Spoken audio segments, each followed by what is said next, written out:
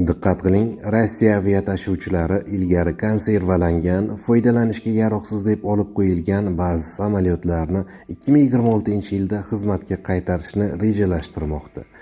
Rossiyada samolyotlar yetishmasligi mamlakatga nisbatan joriy etilgan sanksiyalar bilan yanada kuchaygan. Bu haqida Izvestiya xabar berdi. Ma'lumotlarga ko'ra, 12 ta samolyot allaqachon qayta foydalanish uchun tiklangan. Shundan 10 tasi amaldagi samolyotlarni ta'mirlash dasturi doirasida aviakompaniyalarga qaytarilgan. Qolgan ikkitasi ham tez kunda ta'mirdan chiqarilib, aviakompaniyalarga qaytarilishi rejalashtirilmoqda.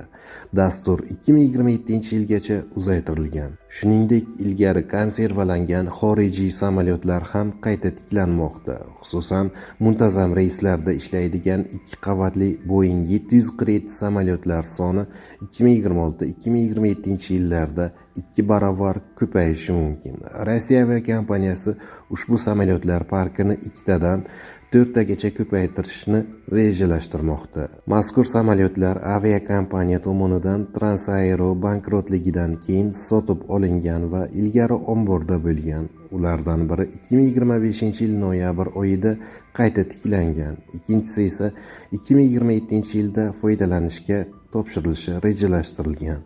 Rossiya aviakompaniyalari uchun Boeing 747 samolyotlarni ta'mirlash texnik baza va mutaxassislar mavjud bo'lgan do'stona mamlakatlarda, masalan, Eronda amalga oshirilishi mumkin.